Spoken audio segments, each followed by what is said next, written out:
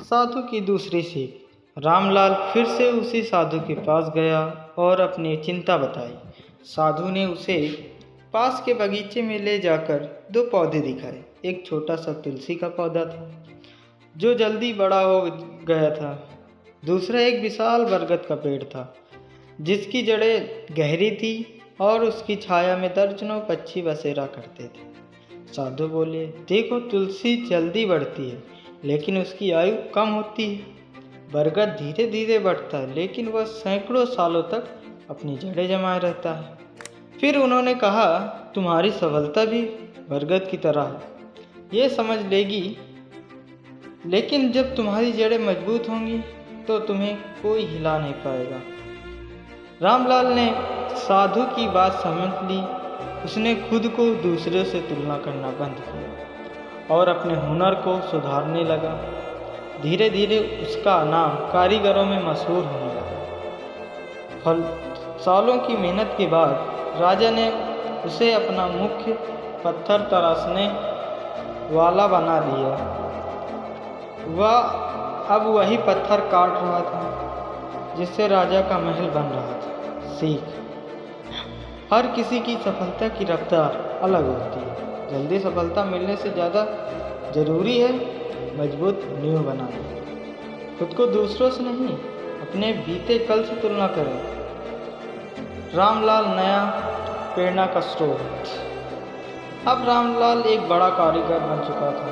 राजा के महल के निर्माण में उसकी भूमिका महत्वपूर्ण थी, लेकिन जितना ऊंचा वह उठ रहा था उतनी ही बड़ी चुनौतियां सामने आ रही थी। एक दिन राजा ने महल के सबसे बड़े दरवाजे की नक्काशी का काम रामलाल को सौंपा। यह काम मुश्किल था, लेकिन उसने पूरे आत्मविश्वास के साथ कहा, मैं अकेले ही इसे पूरा कर लूँगा। पहले वह टीम के साथ मिलकर काम करता था।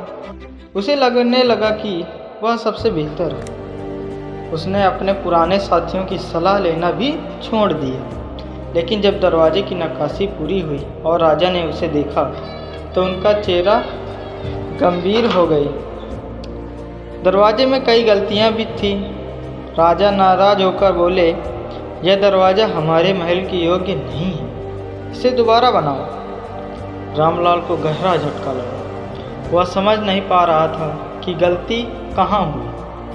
साधु की तीसरी सीख। निराश होकर वह फिर से साधु के पास गया। उसने पूरी बात बताई और कहा, मैं तो सबसे अच्छा कारीगर था, फिर मुझसे इतनी बड़ी गलती कैसे हुई। साधु मुस्कुराए और उसे नदी के किनारे ले गए। वहाँ पानी शांत था। उन्होंने रामलाल से कहा, पानी में अपना चेहरा देखो। रामलाल ने नीचे झांका, लेकिन जैसे ही उसने पानी में हाथ डाला उसकी छवि हिल गई। साधु बोले, जब मन में अहंकार आ जाता है तो हमारी सोच भी इसी पानी की तरह अस्थिर हो जाती है। जब तुमने सोचा कि तुम्हें किसी की मदद ज़रूरत नहीं है, तभी तुम्हें गलती करनी शुरू कर दी। रामलाल ने अपनी गलती समझ ली। वह वापस गया और अपने साथियों से सलाह लेकर दोबारा दरवाजे की नक्काशी शुरू की। इस बार सभी ने मिलकर काम किया और दरवाज़ा पहले से भी सुंदर बना। जब राजा ने इसे देखा तो वह बहुत खुश हुए और बोले, यही असली कला है। रामलाल की असली सफलता। रामलाल अब न केवल एक महान कारीगर था बल्कि एक सच्चा नेता भी बन चुका था। उसने सीखा कि असली सफलता अकेले हासिल नहीं होती, बल्कि अच्छे लोगों के साथ मिलकर की गई मेहनत से मिलती है। सीख। सफलता के साथ विनम्रता भी जरूरी है। टीम वर्क हमेशा अकेली मेहनत से बेहतर होता है।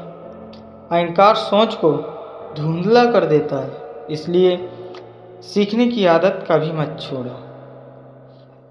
राजा के महल का निर्माण पूरा हो गया था और रामलाल पूरे राज्य में एक महान कारीगर के रूप में पहचाना जाने लगा। लेकिन उसकी असली परीक्षा अभी बाकी थी।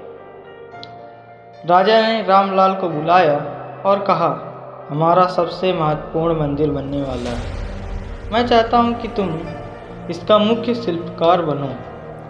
यह काम बहुत बड़ा था। मंदिर के लिए जो मूर्ति और नक्काशी करनी थी वे बहुत ही बारीक और सुंदर होनी चाहिए थी। रामलाल के लिए यह गर्व की बात थी, लेकिन डर भी था। अगर वह असफल हुआ तो उसकी वर्षों की मेहनत बेकार चली जाएगी। रामलाल ने पूरी लगन से काम शुरू किया।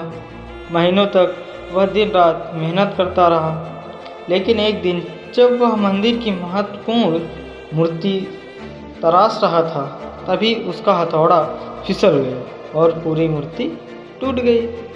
वह टूटे हुए पत्थर को देखता रह गया। उसकी आंखों में आंसू आ गए। यह उसकी जिंदगी की सबसे बड़ी गलती थी। उसे लगा कि अब वह सफल नहीं हो पाएगा। साधु की अंतिम सीख। रामलाल फिर से अपने गुरु साधु के पास गया और बोला, मैं हार गया। मैंने सबसे महत्वपूर्ण काम बिगाड़ दिया। मेरी सारी मेहनत बेकार चली गई। साधु ने उसे फिर से नदी किनारे ले गए और वहाँ एक पुराना पेड़ दिखाया। पेड़ आधा सूख चुका था, लेकिन उसकी एक शाखा हरी थी। साधु बोले, क्या यह पेड़ मरा हुआ है? रामलाल ने जवाब दिया, नहीं, इसकी एक शाखा अभी भी हरी है। साधु मुस्कुराए और बोले, बिल्कुल सही। तुम्हारी एक गलती से तुम्हारा पूरा हुनर खत्म नहीं हो सकता। जब तक तुम्हारे भीतर सीखने की इच्छा जिंदा है, तब तक तुम असफल नहीं हो सकते। रामलाल ने अपनी हिम्मत नहीं हारी। उसने नई मूर्ति बनानी शुरू की। इस बार उसने और ज़्यादा धैर्य और ध्यान से किया। आखिरकार उसने मंदिर की सबसे महत्वपूर्ण मूर्ति बना दी, जिसे देखकर राजा और पूरा राज्य मंत्रमुग्ध रह गया। राजा ने रामलाल को राज्य का सबसे बड़ा शिल्पकार घोषित किया। अब वह न सिर्फ एक महान कारीगर बल्कि एक इंस्पायर प्रेरणा बन चुका था। रामलाल की विरासत। रामलाल ने अपने अनुभवों को अगली पीढ़ी तक पहुंचाने का फैसला किया। उसने नए कारीगरों को सिखाना शुरू किया ताकि उसका ज्ञान और कला हमेशा जिंदा रहे। अंतिम सीख। असफलता अंत नहीं, बल्कि एक नया मौका होती है। जो गिरकर फिर से खड़ा होता है, वही असली विजेता होता है। सफलता सिर्फ खुद तक सीमित नहीं रखनी चाहिए, बल्कि दूसरों को भी सिखानी चाहिए। धन्यवाद।